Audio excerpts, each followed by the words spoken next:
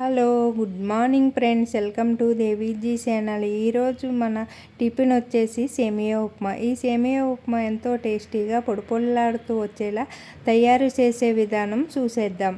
ముందుగా 4 పచ్చిమిర్చి, కొద్దిగా కరివేపాకు, ఒక ఆనియన్స్, ఇంకా పోపు దినుసులకి శనగపప్పు, మినప్పప్పు, జీలకర్ర, ఆవాలు అయితే ఇలా తీసుకున్నా. అలానే సేమియాను కూడా తీసుకున్నాను.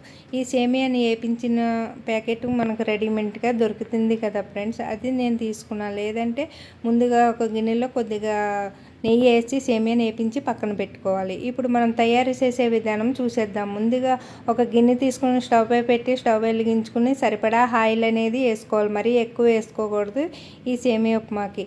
ఇప్పుడు మనమైతే ఆయిల్ వీటెక్కింది కదా, కట్ చేసి పెట్టుకున్న పచ్చిమిర్చిని, ఇంకా పోపు దినుసుల్ని, కరివేపాకుని వేసుకుని ఇలా దూరగా వేయించుకోవాలి.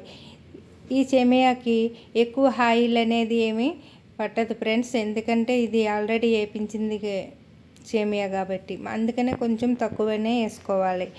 ఇప్పుడు మనం పోపు దినుసులు వేగిపోయినాయి కదా, ఆనియన్స్ని ఇలా నేనైతే పొడుగుగా కట్ చేసుకున్నా. ఇప్పుడైతే ఆనియన్స్ని ఇలా దూరగా వేయించుకోవాలి.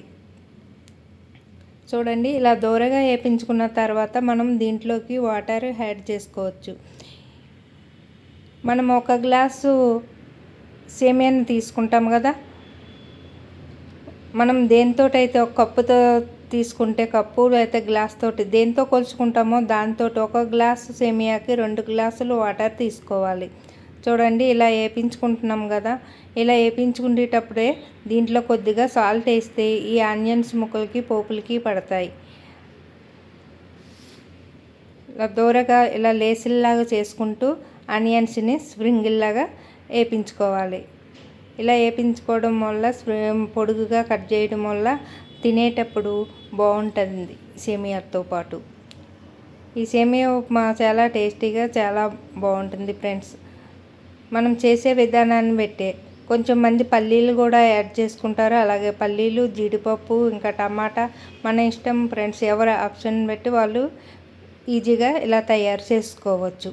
చూడండి, ఇప్పుడైతే నేను ఆనియన్స్ వేగిపోయినాయి కదా, నేను 2 కప్పులు సేమియాని అయితే తీసుకున్నాం. దానికి 4 కప్పులు వాటర్ అయితే ఇలా యాడ్ చేసుకుంటున్నాం.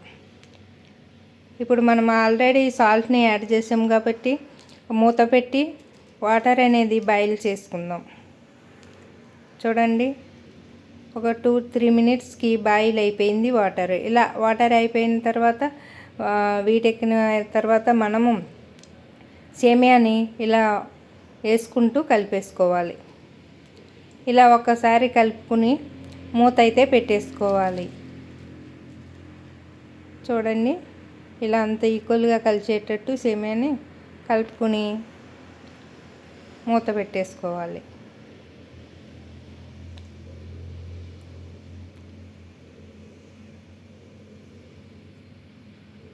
ఇప్పుడైతే మూత పెట్టేసుకున్న 5 మినిట్స్ తర్వాత ఒకసారి మూత తీసి చూద్దాం ఫ్రెండ్స్.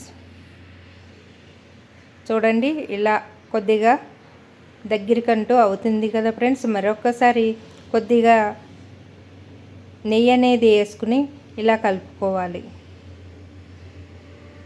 దింపే ముందు కూడా వేసుకోవచ్చు నెయ్యి, కానీ నేనైతే ఇలా వేసుకుంటా ఫ్రెండ్స్.